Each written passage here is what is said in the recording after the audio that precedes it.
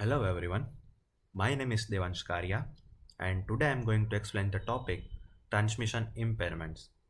Transmission impairments are the problem that occur when data or signals travel from a sender to a receiver and they affect the quality and reliability of communication. Let us first understand what transmission impairments are. As data travels through a communication medium, its quality can deteriorate. This deterioration can cause errors, data loss, and reduce performance. That is why understanding transmission impairments is very important for reliable communication systems. There are three main types of transmission impairments. They are attenuation, noise, and distortion. Attenuation means the signal becomes weaker over distance. Noise refers to the unwanted signals that interfere with the original signal. Distortion means the signal changes its shape while traveling through the medium. Let us start with the attenuation. Attenuation occurs when a signal loses energy while traveling through the transmission medium. For example, in copper wires, some signal energy is lost as heat. Attenuation is measured in decibels and dB. A loss of 3 dB means the signal power is reduced by half. In long cables, voice signals can become faint.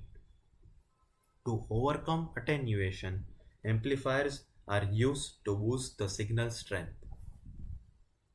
Now let us talk about noise.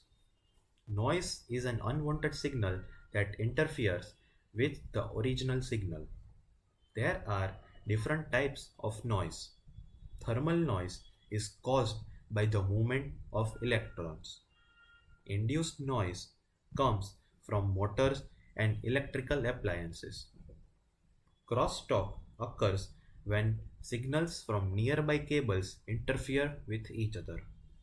Impulse noise is caused by sudden disturbances like lightning. Noise can cause errors in retransmissions, for example, static heard in radio signals. Next is distortion. Distortion happens when a signal changes its shape during transmission. This usually occurs because different frequencies travel at different speed. As a result, the received signal becomes hard to decode. There are two types of distortions. Frequency distortion occurs when some frequencies are weakened more than others. Phase or delay distortion occurs when signal components arrive at different time. Examples include video call glitches and audio delays. To measure signal quality, we use signal to noise ratio or SNR. SNR is the ratio of signal power to noise power. A high SNR means clearer signals and low SNR means more corruption. SNR is measured in decibels and it is very important for communication reliability. To conclude, transmission impairments degrade signal quality and lead to data errors and poor communication. By understanding these impairments, engineers can design better and more reliable networks. Using proper techniques, signal performance can be improved. Mastering these concepts ensures efficient and robust data communication. So, this was my presentation on transmission media impairments. Thank you for listening.